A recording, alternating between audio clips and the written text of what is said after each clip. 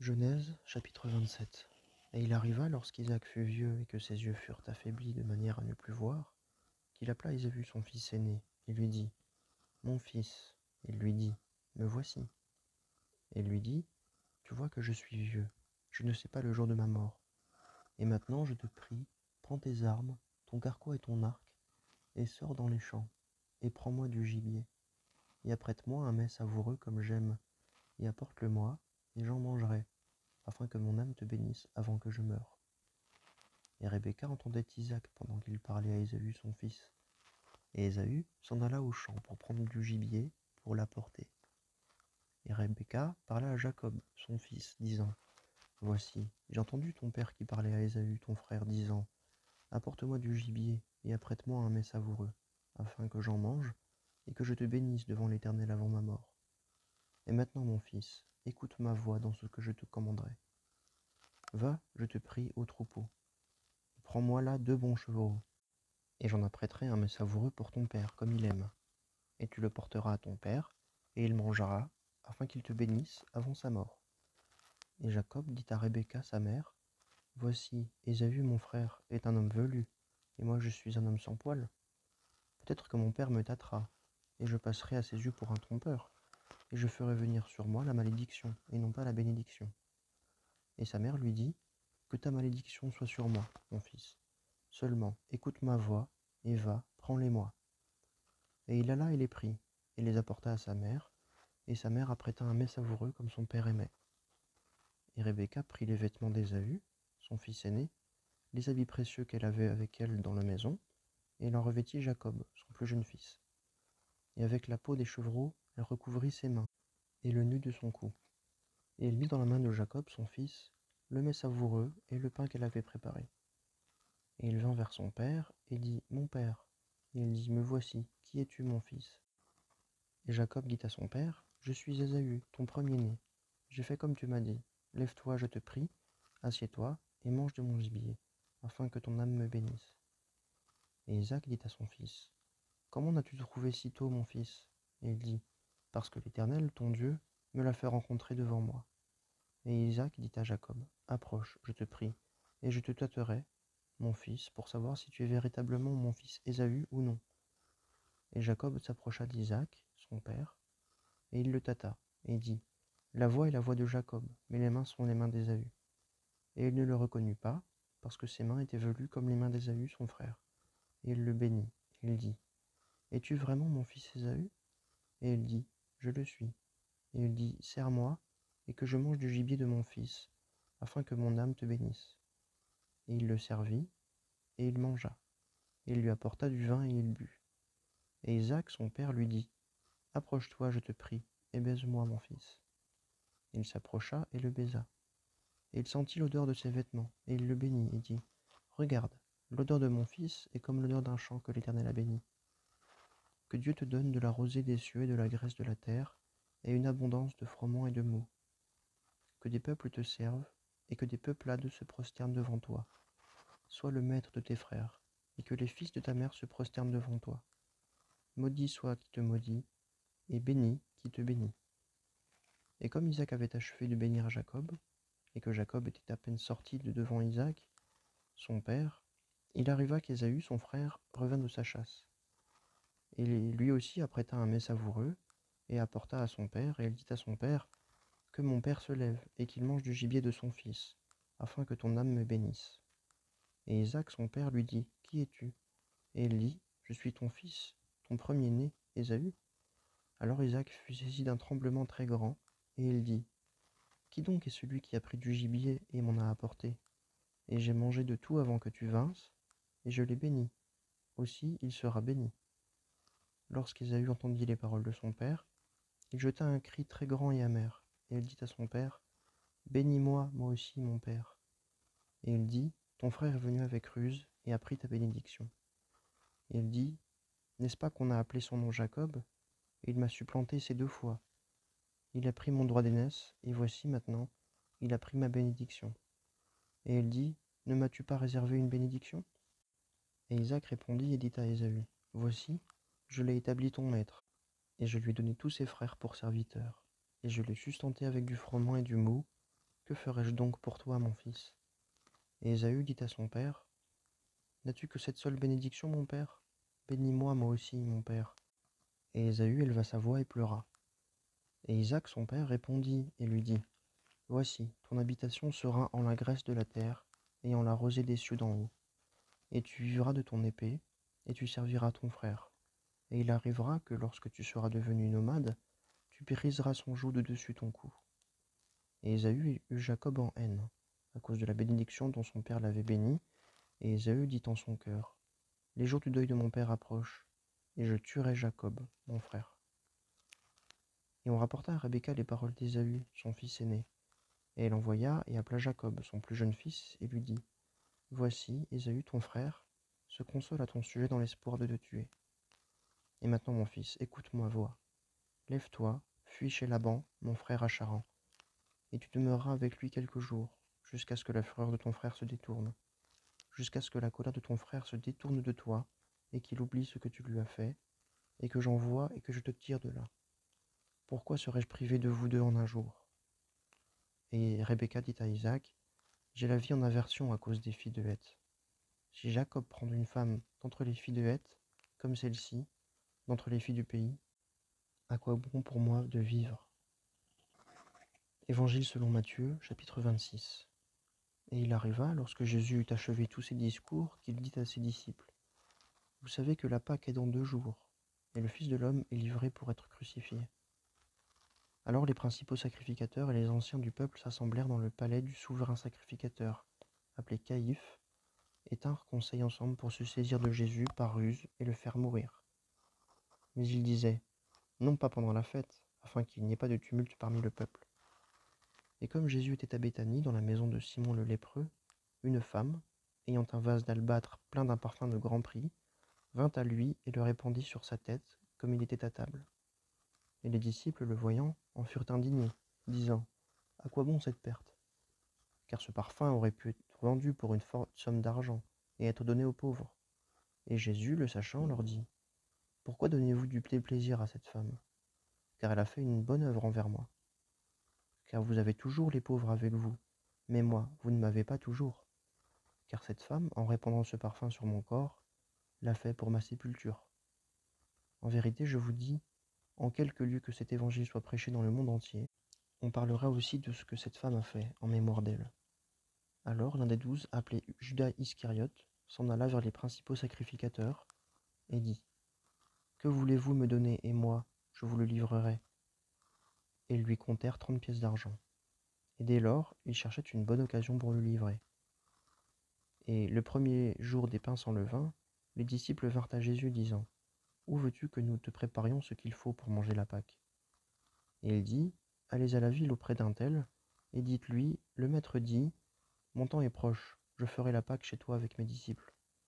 Et les disciples firent comme Jésus leur avait ordonné, et ils apprêtèrent la Pâque. Et le soir étant venu, il se mit à table avec les 12. Et comme il mangeait, il dit, en vérité, je vous dis que l'un d'entre vous me livrera. Et étant fort attristés, ils commencèrent chacun d'eux à lui dire, Seigneur, est-ce moi? Et lui, répondant, dit, celui qui aura trempé la main avec moi dans le plat, celui-là me livrera.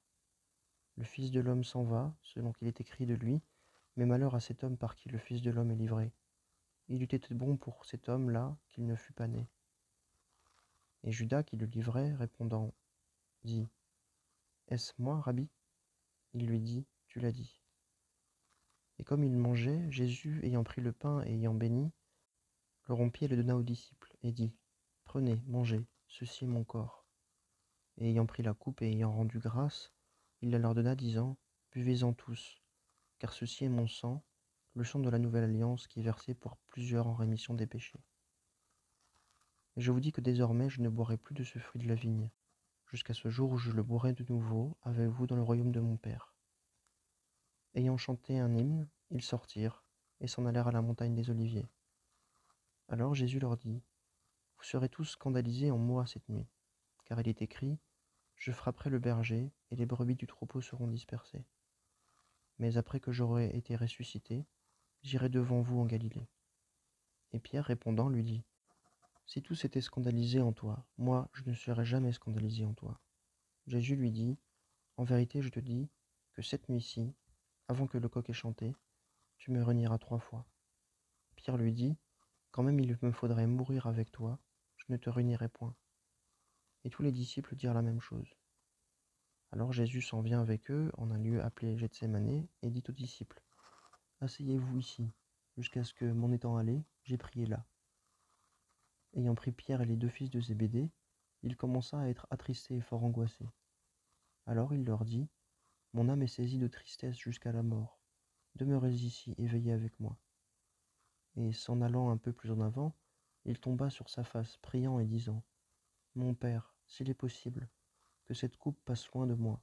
Toutefois, non pas comme moi je veux, mais comme toi tu veux. Et il vient vers les disciples, et il les trouve dormants. Et il dit à Pierre, ainsi vous n'avez pas pu veiller 1 heure avec moi? Veillez et priez, afin que vous n'entriez pas en tentation. L'esprit est prompt, mais la chair est faible. Il s'en alla de nouveau une seconde fois, et il pria, disant, mon Père, s'il n'est pas possible que ceci passe loin de moi, sans que je la boive, que ta volonté soit faite. Et étant venu, il les trouva de nouveau dormants, car leurs yeux s'étaient appesantis. Et les laissant, il s'en alla de nouveau, et pria une 3e fois, disant les mêmes paroles. Alors il vient vers les disciples et leur dit, dormez dorénavant et reposez-vous. Voici, l'heure s'est approchée, et le Fils de l'homme est livré entre les mains des pécheurs. Levez-vous, allons, voici, celui qui me livre s'est approché. Et comme il parlait encore, voici, Judas, l'un des 12, vint, et avec lui une grande foule avec des épées et des bâtons, de la part des principaux sacrificateurs et des anciens du peuple. Et celui qui le livrait leur donna un signe, disant, celui que je baiserai, c'est lui, saisissez-le. Et aussitôt, s'approchant de Jésus, il dit, je te salue, Rabbi, et il le baisa avec empressement. Et Jésus lui dit, ami, pourquoi es-tu venu? Alors, s'étant approchés, ils mirent les mains sur Jésus et se saisirent de lui. Et voici, l'un de ceux qui étaient avec Jésus, étendant la main, tira son épée, et frappant l'esclave du souverain sacrificateur, lui emporta l'oreille. Jésus lui dit, remets ton épée en son lieu, car tous ceux qui auront pris l'épée périront par l'épée. Penses-tu que je ne puisse pas maintenant prier mon Père, et il me fournira plus de 12 légions d'anges? Comment donc seraient accomplies les Écritures qui disent qu'il faut qu'il en arrive ainsi? En cette heure-là, Jésus dit aux foules, êtes-vous sortis, comme après un brigand, avec des épées et des bâtons pour me prendre? J'étais tous les jours assis parmi vous, enseignant dans le temple, et vous ne vous êtes pas saisis de moi. Mais tout ceci est arrivé afin que les Écritures des prophètes soient accomplies. Alors tous les disciples le laissèrent et s'enfuirent. Et ceux qui s'étaient saisis de Jésus l'amenèrent à Caïphe le souverain sacrificateur, où les scribes et les anciens étaient assemblés. Et Pierre le suivait de loin jusqu'au palais du souverain sacrificateur, et étant entré, il s'assit avec les huissiers pour voir la fin. Or les principaux sacrificateurs et les anciens et tout le Sanhédrin cherchaient quelque faux témoignage contre Jésus de manière à le faire mourir. Et ils n'en trouvèrent point, bien que plusieurs faux témoins fussent venus. Mais à la fin, 2 faux témoins vinrent et dirent, celui-ci a dit, j'ai pu détruire le temple de Dieu et en 3 jours le bâtir. Et le souverain sacrificateur, se levant, lui dit, ne réponds-tu rien? De quoi ceci témoigne-t-il contre toi? Mais Jésus garda le silence. Et le souverain sacrificateur répondant lui dit, je t'adjure par le Dieu vivant, que tu nous dises si toi tu es le Christ, le Fils de Dieu. Jésus lui dit, tu l'as dit. De plus, je vous dis, dorénavant vous verrez le Fils de l'homme assis à la droite de la puissance, et venant sur les nuées du ciel. Alors le souverain sacrificateur déchira ses vêtements, disant, il a blasphémé, qu'avons-nous encore besoin de témoins? Voici, vous avez ouï maintenant son blasphème, que vous en semble? Et répondant, ils dirent, il mérite la mort. Alors ils lui crachèrent au visage, et lui donnèrent des soufflets, et quelques-uns le frappèrent, disant, prophétise-nous, Christ, qui est celui qui t'a frappé? Or Pierre était assis dehors dans la cour, et une servante vint à lui, disant, et toi, tu étais avec Jésus le Galiléen? Et il le nia devant tous, disant, je ne sais pas ce que tu dis. Et une autre servante le vit, comme il était sorti dans le vestibule, et elle dit à ceux qui étaient là, celui-ci aussi était avec Jésus le Nazaréen. Et il le nia de nouveau avec serment, je ne connais pas cet homme. Et un peu après, ceux qui se trouvaient là s'approchèrent et dirent à Pierre, certainement, toi, tu es aussi de ces gens-là, car aussi ton langage te fait reconnaître. » Alors il se mit à faire des imprécations et à jurer. « Je ne connais pas cet homme. » Et aussitôt le coq chanta. Et Pierre se souvint de la parole de Jésus, qui lui avait dit, « Avant que le coq chante, tu me renieras 3 fois. » Et étant sorti dehors, il pleura amèrement. Esther, chapitre 3. Après ces choses, le roi Assuérus agrandit Aman, fils d'Hammédatha, l'Agagite, et l'éleva, et plaça son siège au-dessus de tous les princes qui étaient avec lui. Et tous les serviteurs du roi qui étaient à la porte du roi se courbaient et se prosternaient devant Aman, car le roi l'avait ainsi commandé à son égard.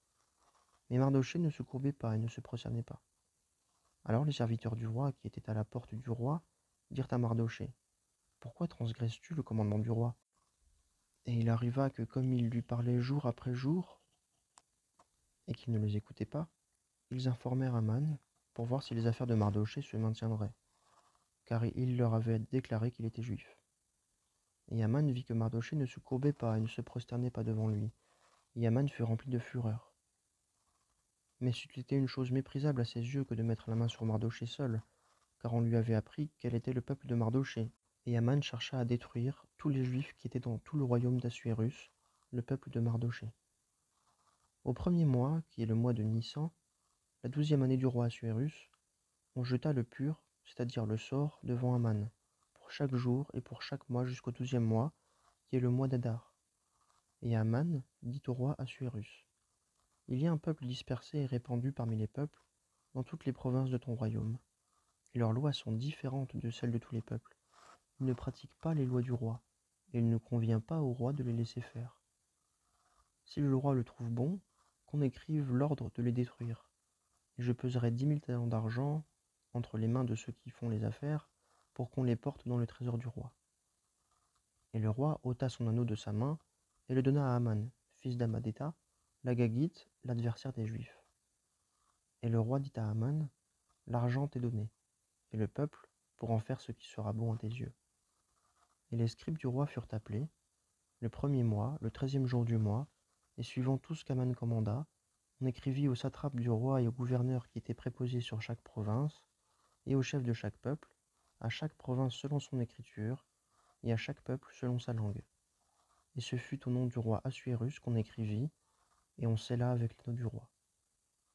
Et les lettres furent envoyées par des courriers dans toutes les provinces du roi, pour détruire, tuer et faire périr tous les Juifs, depuis le jeune garçon jusqu'au vieillard, les enfants et les femmes, et pour que leurs biens fussent mis au pillage, en un même jour, le 13e jour du 12e mois, qui est le mois d'Adar. Pour que l'édit fût rendu public dans chaque province, une copie de l'écrit fut portée à la connaissance de tous les peuples, afin qu'ils fussent prêts pour ce jour-là. Les courriers partirent, pressés par la parole du roi, et l'édit fut rendu à Suse, la capitale. Et le roi et Aman étaient assis à boire, mais la ville de Suse était dans la consternation. Actes des Apôtres, chapitre 26. Et Agrippa dit à Paul, « Il t'est permis de parler pour toi. » Alors Paul, ayant étendu la main, prononça son apologie. « Je m'estime heureux, roi Agrippa, de ce que, au sujet de toutes les choses dont je suis accusé par les Juifs, je dois faire mon apologie aujourd'hui devant toi.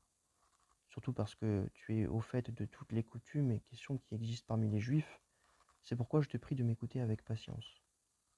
Ma manière de vivre, donc, dès ma jeunesse, telle qu'elle a été dès le commencement au milieu de ma nation à Jérusalem, tous les Juifs la connaissent, connue depuis le commencement, s'ils veulent en rendre témoignage, et sachant que selon la secte la plus exacte de notre culte, j'ai vécu pharisien.